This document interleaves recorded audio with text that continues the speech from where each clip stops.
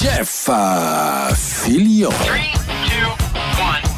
2, 1. Radio X. Éric Duhem is in the house. Il est en place. Salut, le Jeff. chef du Parti conservateur du Québec. Comment tu vas, mon ami Éric? Bah, écoute, c'est sûr que j'aurais aimé une soirée électorale un peu différente hier soir. J'aurais aimé ça me coucher plus de bonne heure. D'ailleurs, c'est peut-être ça, ma première critique, là, elle sera même pas sur le résultat puis sur la politique. Moi, j'étais un junkie de politique, là. J'étais un capoté de ça. Là. Moi, j'aime ça, des soirées électorales. Là. Pour moi, c'est comme regarder la finale de la Coupe Stanley, OK? Je sais qu'on n'a pas tous les mêmes intérêts, là, mais bon. Et avec la façon de compter les votes, avec les cristis de bulletins de vote par la poste, là, ils ont scrappé notre soirée électorale. Ça finissait plus. Ben, c'est parce qu'au moment où on se parle, il y a encore 18 comtés qu'on ne sait pas qui a gagné. On sait même Alors pas on pourrait trouver un moyen que ce soit, je sais que le vote électronique fait peur, là. Je parle pas de faire du vote à distance, mais il devrait y avoir des genres de tablettes sur place, que tout s'additionne sur le champ, qu'on soit capable de même gérer probablement le vote à distance d'une certaine manière, que ce soit facile à comptabiliser, puis que finalement, 1 heure après la fermeture des bureaux, c'est terminé. Écoute, ça n'a pas de bon sens. On est 24 heures plus tard. Écoute, il y a même des circonscriptions qu'on nous dit qu'on ne saura pas le résultat avant vendredi. Ben voyons. Est-ce que Trois-Rivières, c'est réglé? Non, c'est pas réglé, pas en tout, Trois-Rivières. Mais non, là, c'est les bulletins de vote par la poste là, qui sont en train de compter. Puis il restait 3 boîtes. C'est ça, je pense qu'ils sont allés se coucher à un moment donné, tétané de compter, là, parce que là, le directeur des... Oui. Non, mais c'est même pas une joke. Parce que là, étant donné que les employés commencent, il faut comprendre, là, ils commençaient à 8 heures le matin. Quand il est rendu 2-3 heures le lendemain, là, tu commences à être fatigué. Fait que là, ils envoient le monde chez eux. C'est tellement long que... Ah oui, c'est ridicule. Là-dedans, il y a des bénévoles, il y a toutes sortes de monde, mais tu peux pas y garder. Il y avait pendant toute la Julie nuit. Payette aussi. Oui, Il y avait aussi. July. Fait que c'est ça. Mon premier commentaire, c'est sur le fait que ça, là, les affaires de vote par la poste puis de compter les votes pendant 3 jours, là, quand on n'est pas une république de bananes, là, ça se peut pas. Là. Il faut, tu sais, il y a été une époque où il n'y avait pas de technologie, là, puis il était capable de faire ça le soir même, Oui. puis on le savait 1 heure Oui. après qu'ils ferment les boîtes. Comment tu sais qu'on on est rendu Et avec toutes tout sortes ce qui d'outils? s'étire, ça donne la possibilité aux gens de Oui. Puis douter. on veut augmente pas- les risques. C'est un C'est fait. ça, là. on veut pas qu'il arrive ce qui est arrivé à l'élection américaine. Tu nourris les sceptiques. Ouais, la Donc, paranoïa. il faut que tu sois faut que tu sois le plus clair possible, le plus rapidement possible. C'est ça le nerf de la guerre maintenant. Puis surtout dans l'époque où on est, voyons, il n'y a pas de raison. Il n'y a plus de raison que ce soit comme ça. Il y a zéro raison. Absolument pas. La deuxième affaire... La deuxième affaire, comment est-ce que t'étais déçu? J'étais pas... Premièrement, j'ai vu que François Legault qui dit, le bon papa de la nation qui dit au monde comment voter, là, on va vous dire que ça a pas trop, on l'a pas trop écouté. Ça, c'est la seule bonne nouvelle, je trouve, dans toute l'affaire, c'est que François Legault, il a passé à côté. D'ailleurs, il est en point de presse au moment où on se parle. Oui. Et là, il est en train de se faire cuisiner par les journalistes qui l'accusent d'être un conservateur, Cuisiner d'avoir par les perdu journalistes, c'est bon. ses élections. Non, mais parce qu'il faut que tu comprennes que pour la première fois depuis plusieurs mois, les journalistes sont pas de bonne humeur après parce qu'il a dit qu'il est conservateur. Ça lui prend une patente de même qu'il soit fâché. Et savez-vous Allô? ce qu'il a répondu à ça? Oui, il a dit qu'il était de gauche efficace. Et il a aussi dit qu'il constate que la majorité des Québécois ont voté bleu. Fait que là, il est en train d'additionner les couleurs, là. C'est ça? Ok, C'est ça. les couleurs. Ah ben c'est le fun, il va être content. Les gens qui votent conservateur, ça va être bleu comme la CAQ. Ouais, Ça c'est va bleu. être content. Oui, il aime les gens, les- vous pouvez partir de la CAQ, vous emmener au Parti conservateur. Oui, François Legault va tant être que c'est heureux. bleu, c'est correct. Tant que Ouais. c'est bleu, c'est bon. C'est spécial, là. Mais non, mais il aime les couleurs. Lui, il va par les couleurs. Qu'est-ce que tu veux? Il est encore au Prismacolor, mais tout ça.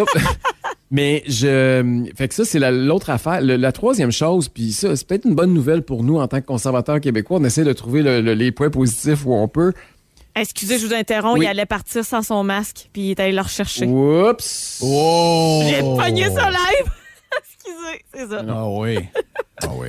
Il y a C'est des parce que caméras. C'est les mauvaises François, habitudes. François va remettre ton masque, il y a des caméras, là. Oui. Bon. Et donc, la troisième bonne nouvelle qu'on peut trouver un peu là-dedans, c'est que celles et ceux qui veulent des changements, ben il va falloir attendre 1 an. Parce que tu sais, à un moment donné, là, on accumule comme électeur, puis à un moment donné, il y a un gouvernement qui arrive devant nous autres, là, puis c'est lui qui passe au cash. Puis des fois, demandez pas pourquoi, il n'y a pas de rationnel, là, mais c'est juste que là, c'est son tour, puis là, on en a plein de notre casse, puis on décide qu'on va, on va y faire payer à celui-là. Et là, de toute évidence, c'est pas Justin Trudeau qui a payé hier soir. Donc, peut-être que l'accumulation, l'écœur en titre, va faire que c'est peut-être François Legault qui va payer plutôt que Justin Trudeau parce qu'il y en a du monde écœuré. Mais hier soir, il n'y avait pas d'alternative. Tu as à dealer avec une clientèle politique qui est très bizarre. Bon, le Canada en entier, c'est un drôle de pays. Oui. Le Québec, c'est encore plus weird. Le Québec avec le Bloc, puis ce que nous sommes, on a dit, comme Jerry a dit tantôt, on a déjà voté NPD. Ça vous montre comment on est complètement fucké au niveau de nos convictions, de ce que nous sommes, etc. Donc, ça tient à pas de grand-chose. D'ailleurs, je vous lance un défi. Si vous avez des gens dans votre famille qui ont voté Bloc, demandez-leur pourquoi ils votent Bloc. Vous allez voir que, comme je le disais un peu plus tôt, vous allez voir beaucoup de gens avec des F-150 puis des side-by-side puis des bateaux pour aller à pêche qui ont l'impression que le Bloc québécois les défend eux, alors que le Bloc québécois veut rien savoir des pick-up, veut rien savoir des bateaux à gaz, veut rien. C'est devenu un parti progressiste green poche. Qui défend zéro les intérêts des Québécois. En tout cas, je vois pas ça bien. Ils défendent plein d'affaires que les gens, ça les intéresse pas. C'est dur de cerner le monde. Ouais, mais Jerry, tantôt, je l'écoutais parler, là, puis il a raison. Là, c'est pas pour rien que le Bloc québécois, tu voyais juste le mot québécois sur le pancarte. Quand tu demandes au monde pourquoi tu as voté Bloc, puis moi, il y a du monde autour de moi là, que c'est pas en tout des bloquistes, zéro une barre, là, puis ils ont voté pour le Bloc. Puis là, c'est bien parce que je suis francophone, parce que je suis québécois. Oui, parce que c'est comme un vote. C'est un vote identitaire. C'est un vote ethnique. Oui, mais aussi, tu dis pour qui je vais voter. Oh, Bloc, ça implique à rien là, quand tu votes Bloc. Dans le temps de Lucien Bouchard, dans le temps de mon père, je comprends ça, mais puis aujourd'hui, c'est devenu un parti ultra de gauche, non pertinent, qui ne défend personne. Ils le savent pas.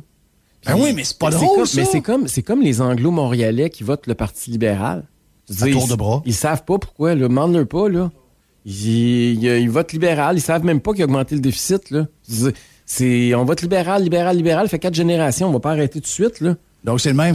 On vote, on se pose pas de questions. Peu importe ce qu'il offre, peu importe c'est qui est là, c'est correct. Mon père votait libéral, mon grand-père votait libéral, puis je vote libéral. C'est tous des libérales. Fait que mais c'est sûr. Tu auras à dealer avec ça, là. Oui, tu auras à dealer avec ces boules d'émotions-là ou encore des gens qui ont des têtes de cochon puis qui votent toujours pour la même chose sans se poser de questions. Mais c'est dur. Ce bout-là, il est très pédagogique. Là. Il y a un bout en politique, c'est d'intéresser les gens à la politique. Mais je pense que la prochaine élection... Mais c'est-tu toucher aussi le côté très émotif? C'est sûr qu'il faut que tu... C'est ça, l'échec d'Erin O'Toole, c'est ça. J'ai jamais regardé un discours ou une clip ou une nouvelle d'Erin O'Toole où j'ai eu une émotion. Le début du commencement d'une émotion. Je veux dire, c'était flat. Il faisait appel à mon cerveau, oui, là. Mais j'ai jamais eu de... Je suis sûr que moi, j'ai voté conservateur, Jeff, hier, je vais te le confesser, là. J'avais zéro enthousiasme. Ben, c'est ça l'affaire. C'est que voter, Éric, tu dis, moi, je vote conservateur. Mais est-ce que tu votes pour les conservateurs? Non, je vote conservateur. Moi, j'ai hâte de voter pour. Mais hier, c'était un gros problème. Mais je pense que les gens qui votent Trudeau, il y en a beaucoup là-dedans, par exemple, qu'eux autres, il y avait un petit peu d'émotion. Ceux qui ont voté Maxime Bernier avaient de l'émotion. Mm-hmm. Mais ceux qui ont voté O'Toole, là, d'après moi, on n'était pas nombreux à avoir beaucoup d'émotion, là. Puis c'est ça, l'échec d'Erin O'Toole. Ceux qui ont voté conservateur, ils voulaient bloquer le Parti libéral. Ben oui, moi, je voulais juste qu'on débarque Trudeau. C'était ça, ma raison d'être, c'était juste ça. Donc, tu votes pas pour, là. Tu votes juste pour bloquer. Oui, mais on aurait eu une émotion si on avait vu Trudeau d'être battu hier soir, tu comprends? C'était l'émotion qu'on cherchait, qu'on aurait voulu. Mais c'est pour ça qu'il a perdu. Puis tantôt, je t'entendais parler, Jeff, là, tu dis que c'est parce que c'était un homme blanc, hétéro, chauve, puis je sais pas c'est quoi les autres cas, parce qu'il y a un ancien de l'armée, là. C'est parce que le résumé, c'est que c'est un homme ordinaire. Et aujourd'hui, les hommes ordinaires, les gens ordinaires, il n'y a pas de place dans le chiqui. C'est parce qu'il est plate. Puis c'est pas ça de façon péjorative. Un homme ordinaire, c'est plate. Généralement, c'est vrai. Un homme ordinaire, c'est plate. Mais il y en a eu plein dans l'histoire des politiciens plates qui ont été élus, là. Stephen Harper, c'est vrai qu'il dégageait pas fort d'émotion. Plate, pas à peu près. Paul Martin, il n'a pas me dire que tu avais le goût d'aller voir un match du Canadien avec, prendre un coup dans le loge. J'avoue. mais François Legault, je veux dire, à part d'aller manger une poutine dans une cabane de patates frites à Charlevoix, on sait pas trop ce qu'on peut faire dans une journée. Hein? Non, mais Erin O'Toole était particulièrement beige. Puis je dis pas ça, c'est pas négatif ou positif pour lui. Il est de même. Mais les Canadiens anglais sont particulièrement beige en général. Oui. Et c'est aux gens, c'est à la délégation québécoise de se trouver une identité, d'essayer de faire lever quelque chose avec un genre de vice-chef ou un lieutenant qui appelle, puis mettre un peu de feu dans la patente. Mais tu sais, je veux dire, les gens qui sont là sont drabes aussi. Pourtant, c'est des gars. Tu sais, le gars de Victo, là, l'ancien maire, là, M. Reyes. Alain Reyes. On dirait qu'il est comme devenu éteint, lui, avec l'éclatant. Ouais, mais c'est parce qu'il s'est fait tasser beaucoup par O'Toole aussi. Ouais, mais même quand il était pas tassé, il était plus neutre. Moi, je l'aime beaucoup, mais je veux dire, ils finissent par devenir ternes. Ça va me prendre combien de temps pour être de même, Jeff? Écoute, faut pas que tu le deviennes. Si tu le deviens, t'es mort. Faut pas que tu le deviennes, Eric. Je veux te dire quelque chose. Je vais vous donner de l'information interne, puis je suis sûr que ça va intéresser le monde. Moi, là, j'ai vu, retenez cette date-là, le 4 septembre, parce que j'ai fait des sondages auprès de tous nos sympathisants, OK? Puis il y en a peut-être, je sais pas, là, 15-20 000 qui ont répondu. C'est quand même pas un échantillon de 200-300, là. Et je voyais que notre base militante était très, très pour les conservateurs fédéraux. Oui. À partir du 4 septembre, j'ai vu 30 de notre base s'en aller chez Bernier. OK?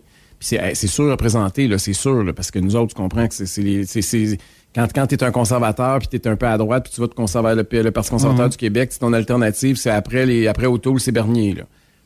Et j'ai vu O'Toole perdre 30 des appuis. Puis qu'est-ce qui est arrivé autour du 4 septembre? C'est là où il a cafouillé sur le passeport vaccinal. Puis je suis pas en train de dire que c'est la seule chose qui explique sa défaite. Là. Mais il va falloir que les conservateurs, quand ils vont faire leur post-mortem, parce que tous les partis font ça, hein, après une défaite, puis ils ont tous perdu hier. Fait que tout le monde va falloir qu'ils passent par là. Et il faut qu'ils retiennent le 4 septembre puis qu'ils essaient de comprendre. Puis je sais pas leur sondage interne si ça donne la même chose que moi. C'est pas impossible là, qu'ils ont les mêmes chiffres. Il y en a beaucoup qui voient ça. Mais je te dirais qu'en général, on parle des politiciens élus à Québec dans l'opposition qui sont piteux depuis le début de la COVID, puis qu'ils font pas leur job d'opposition. Je te dirais que les conservateurs, en général, depuis le début, ont rien fait non plus. Même comme à un moment donné, on se demandait s'ils voulaient pas plus avoir de touristes dans les hôtels que les libéraux eux-mêmes. Donc, il faut que... on dirait qu'ils viennent comme déconnectés de leur base. Et là, c'est... écoute, avec 200$ de budget, c'est pas normal que Maxime Bernier, avec juste un discours, un compte Twitter, des posters pas chers, a réussi à ramasser quasiment 1 million de votes. Faut qu'il se pose de grosses questions. Puis il va falloir qu'il s'assoie avec Maxime Bernier. Faut qu'il ramène Bernier dans le parti, mais il faut que le parti change. Il faut qu'il redevienne un parti différent des libéraux. On a de la misère à différencier. C'est toujours la même chose dans tous les partis, peu importe les idéologies, puis peu importe la scène politique. Plus tu t'approches du pouvoir, moins tu veux déplaire. Plus tu veux plaire à tout le monde. Et les conservateurs, ils ambitionnaient de prendre le pouvoir. Ils voyaient les sondages, ils pensaient que la victoire était au centre. Puis ils se sont très centrés. Puis c'est pas tous les chefs qui agissent comme ça. T'sais, Harper, il pensait pas comme ça. Harper avait pas cette philosophie-là. Stephen Harper aurait jamais fait la campagne que Erin O'Toole a fait. Puis il y en a plein d'autres qui n'auraient pas fait cette campagne-là. Mais il y a beaucoup de politiciens, l'écrasante majorité, Jeff, là, plus ils s'approchent du pouvoir, plus ils s'en vont vers le centre, plus ils vont diluer leur message. C'est ce que je te disais. C'est ce que je te disais sur les lieutenants ou encore l'équipe du Québec. Ils ont tous des gars qui, à la base, ont du potentiel. Mais là, c'est tout devenu des chats de salon. Sont tous, ils font le beau au bout du divan, puis ils veulent se faire flatter. Quand tu rentres en politique, t'es all-in. Tu le fais. Tu le sais. Ouais. T'es all-in. Faut que tu y ailles. Puis, à un moment donné... Justin Trudeau, il faut élever notre chapeau. Moi, je suis pas d'accord avec à peu près 98 de ce qu'il pense. Mais, je suis obligé de te dire que pour les minorités à qui il veut plaire, il a été très fidèle et il a continué à marteler son message envers et contre tous. Sur le multiculturalisme, sur les woke, sur... Tous les enjeux, les anti-vaccins, le changement climatique, je veux dire, tous ces dadas, là, le féminisme, tous ces dadas, lui, il a pris 4-5 sous-groupes de la société, là, puis il a pris des messages assez radicaux, puis il les a jamais abandonnés. Puis toutes ces actions étaient toutes, tu sais, il nommait des juges, ça avait rapport avec ces groupes-là. Il a même dit tout ce qu'il faisait, c'était lié. La fille là, qui anime Julie Snyder, il a même dit que les anti-vax, c'était des misogynes, des extrémistes et des racistes. Oui. Est-ce que les conservateurs, l'autre gang, sont prêts à aller à la même place, mais dans l'autre affaire? Jamais. Ben, c'est ça le bug. Ben, en fait, on le sait même pas. Regarde, là, l'élection est finie. Là, je vais te l'avouer très franchement, là, Jeff. Là, je suis pas sûr. Je pense, mais moi, là, je suis ça là, avec une loupe et un microscope. Là. Je ne suis pas sûr à 100% de la position de Erin O'Toole sur le vaccin et sur le passeport vaccinal. Moi non plus. Si tu me dirais sur la vaccination obligatoire, écris-moi ça en 140 caractères, je suis pas capable. Même chose sur le passeport vaccinal. Puis Christy, c'est grave, là, ça a été 2 enjeux, ce qui s'est fait ramasser, puis il s'est défendu, puis s'est réexpliqué, puis ça n'a jamais été clair. Le Trudeau, là, c'est clair. Je suis pas d'accord pas en tout avec sa position, là, mais c'est clair que lui, il veut nous le rentrer le vaccin dans la gorge, il veut même mettre 1 milliard là-dedans, le passeport vaccinal, puis le vaccin, ceux qui sont contre le vaccin, c'est tout des tatas. C'était très clair son message. C'est très clair. Mais l'autre, c'est pas clair. L'autre, là, il y avait à prendre ton plan de match. S'il prend le plan de match de Éric Duhaime et du Parti conservateur du Québec, il est peut-être minoritaire et plus en ce moment. Parce qu'il y a franchement une clientèle. Si tu additionnes le bloc, le parti de Bernier et le Parti conservateur du Canada, t'es rendu dépasser 40% du vote populaire. Mais c'est ça. bon, il y a du monde. Là. Imagine-toi s'il avait motivé des gens. Moi, j'étais pas motivé à aller voter. Si tu me motives, comme tu viens de le dire là, puis comme toi tu fais depuis plusieurs semaines, c'est sûr que je vais même entraîner des gens avec moi qui n'avaient pas l'intention de voter, m'a motivé d'autres personnes parce que tu vas vouloir que ça finisse. Ben, il n'est pas allé là. Si tu additionnes les votes de Maxime Bernier à ceux d'Erin O'Toole, tu viens de le faire, là, mais si tu le fais en termes de circonscription, tu prends 24 députés conservateurs, tu les ajoutes au caucus conservateur, puis tu en prends 18 du Parti libéral, puis tu les sors du Parlement. Oui. OK, juste ça, là. C'est plus 24 d'un bord, moins 18 de l'autre.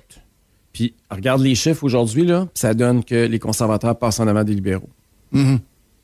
Puis, c'est pas... Tu sais, il fallait qu'il motive son monde. Puis là, j'ai peur pour l'avenir parce que je suis d'accord Il s'est fait manger son lunch par Maxime Bernier, pas à peu près. Puis j'ai peur pour l'avenir, Jeff, parce que en début de show, tu étais un peu crinqué puis négatif. Ah, j'étais fou. Mais tu avais une raison sur quelque chose, par exemple. Tu n'étais pas 100% fou parce que, veux pas, moi, je pense que les prochains mois vont être difficiles pour les conservateurs. Je dis pas ça de gaieté de cœur, là. Mais j'ai l'impression qu'il y a beaucoup de gens qui pensent comme nous là, que le message était trop wishy-washy, c'était pas clair, il va falloir que le parti regarde du côté de Maxime Bernier. Puis t'en as d'autres qui vont dire qu'il faut garder O'Toole, puis il faut être encore plus centriste, puis il faut aller chercher des votes des libéraux déçus. Là. Et j'ai l'impression qu'il pourrait y avoir une espèce de division. Puis ça, tu sais, c'est... Pour le gouvernement, c'est toujours extraordinaire quand ton principal parti est en train de se diviser. Regarde le Legault, comment est-ce que ça fait son affaire de voir les 3 partis d'opposition à l'Assemblée nationale pour être capable de se tenir debout. Mais je pense que les prochains mois vont être difficiles pour les conservateurs fédéraux. Donc, finalement, Patrick Lagacé, matin dans la presse, qui, lui, retient quasiment la fait qui lui fait le plus peur, c'est Maxime Bernier. C'est quasiment le grand gagnant de la soirée. Puis ça fait peur de savoir que le Canada est rendu que 5% d'extrémistes. À l'écouter, c'est l'enfer.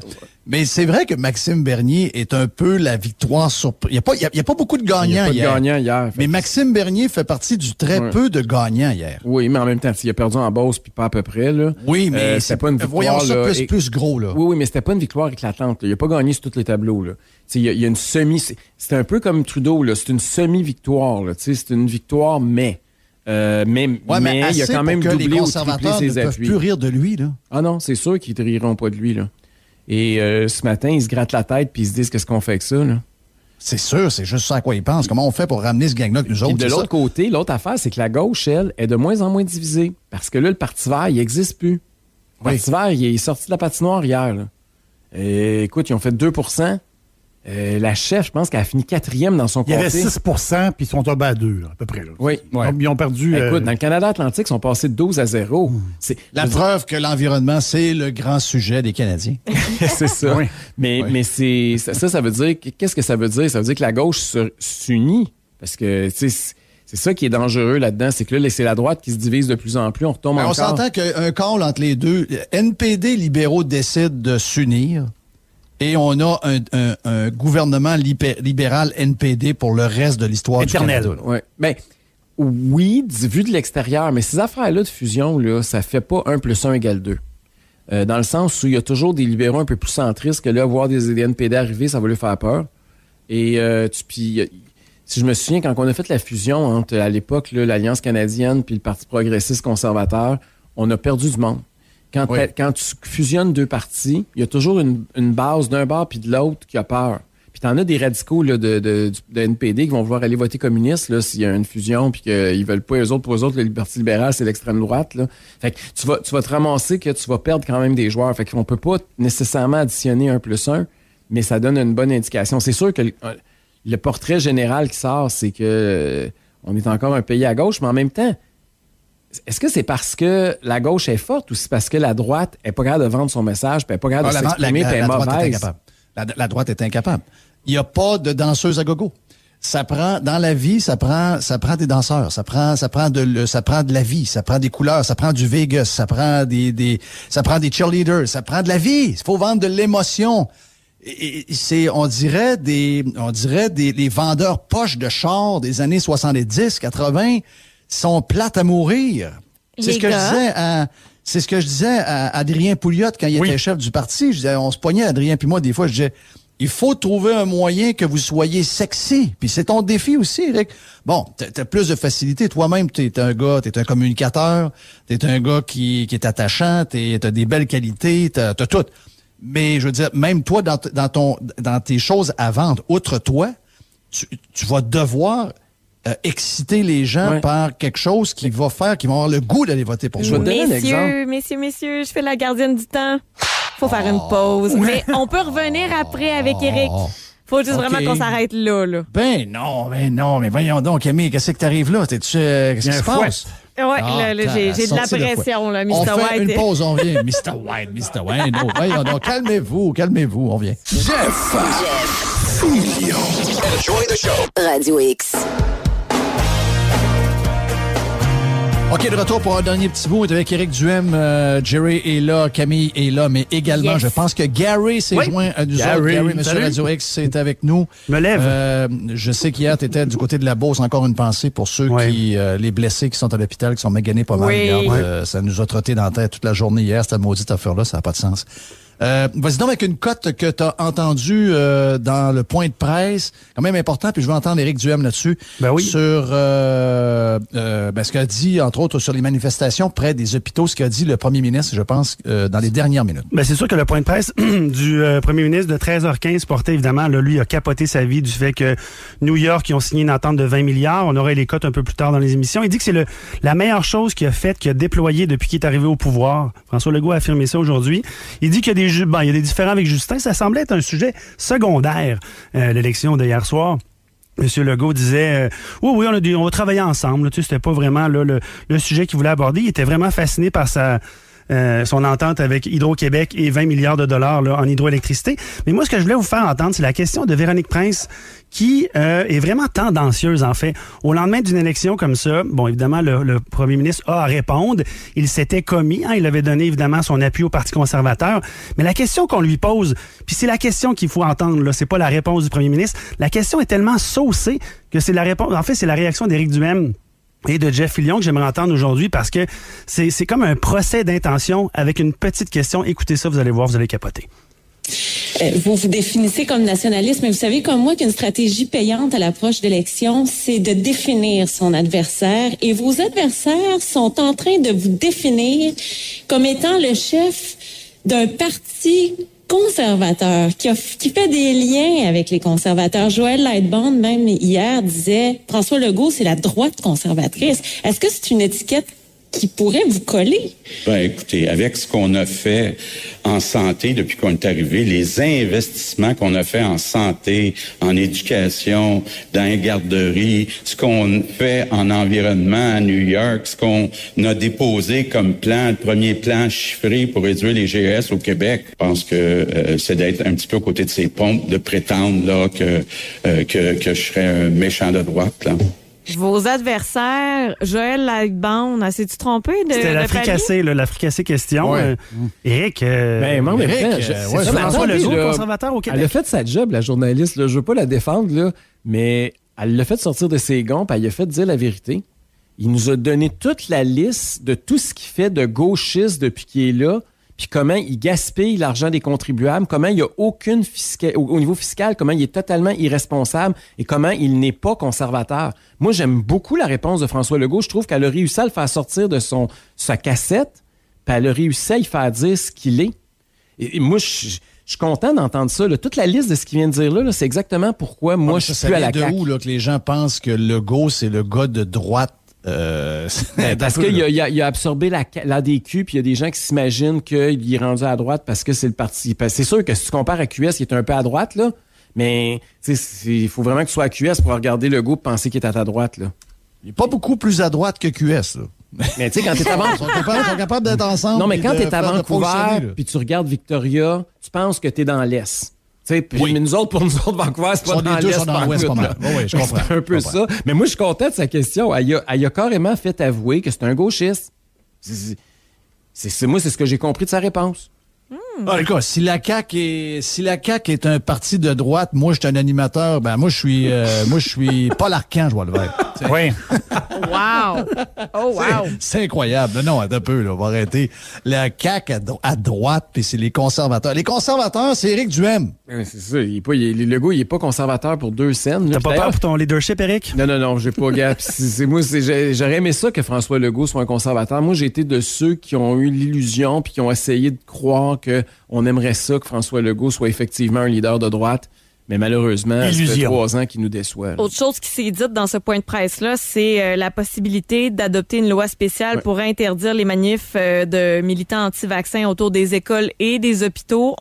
On est encore à réfléchir aux modalités d'application de la loi. Et écoutez, c'est pas hyper brillant, là, mais ils ont-tu fait des choses mal? Est-ce qu'ils ont tiré des choses? Ils ont-tu enguirlandé du monde?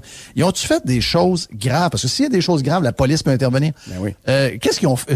Il y a un bout qui me manque là-dedans. J'ai pas l'impression la réponse, c'est rien, Jeff. C'est rien. Donc, ils sont juste présentés avec des pancartes un peu tout croche avec des fautes de français dessus, puis c'est tout? Il y a des manifs, ça dérange le gouvernement, puis on est en train de s'attaquer aux droits démocratiques de manifester. C'est ça, la nouvelle. Il y a 2 affaires. Là. Quand ils disent qu'ils étudient la question, ils sont en train d'analyser ça, je vais vous le traduire en langage commun là, pour que vous compreniez. La CAQ est en train de faire des sondages avec votre argent. Oui, c'est ça. C'est ce que ça veut dire, ce bout-là, de sa déclaration. Là. La deuxième partie, ils veulent interdire les manifestations anti-vax devant les hôpitaux et les écoles. Moi, si on décidait que dans la société, on ne manifeste pas dans des cours d'école, puis on ne manifeste pas devant des hôpitaux, je pourrais peut-être être d'accord. Mais il ne faut pas que ça s'applique pour un groupe en particulier pour servir des intérêts politiques de M. Legault à court terme. Si c'était un principe, puis qu'on dit ça, parce que c'est déjà arrivé là, que des syndicats bloquent des ambulances là, qui essaient d'aller dans un hôpital, là, c'était pas brillant. On a déjà vu des carrés rouges bloquer l'accès à des étudiants qui allaient suivre des cours pour s'éduquer. C'était mon deuxième exemple. Il y a eu des décisions, même des tribunaux dans ces dossiers-là. Là. Donc, est-ce qu'on veut éliminer ça? Si c'est ça, c'est un autre débat. Mais je pense pas que c'est l'intention du gouvernement. Je pense que ça s'applique juste à une gang. C'est ça le problème. C'est que c'est idéologiquement orienté. Tu peux pas jouer avec les droits démocratiques en ayant une ambition partisane. Y a-tu un décret, lui? Il fait ce qu'il veut. Il peut faire ce qu'il veut. OK, merci. Bon, on est en urgence sanitaire. Mais il n'y a pas 35 000 membres. Non, il y en a 11. Puis là-dessus, on en a 2-3, d'après moi, qui sont déjà rendus chez nous. Voilà. Tiens, regarde, le vrai Parti conservateur du Québec, il y a des membres. Le faux Parti conservateur, il n'y a pas de membres. Il y a des suiveurs, M. Legault. Hey, merci, Éric Duhaime. Merci à tout le monde. Passez une bonne journée. On s'en parle demain, 11h30. Jeff Fillion. Réécoute les meilleurs moments sur fillion.radiox.com. Radio X.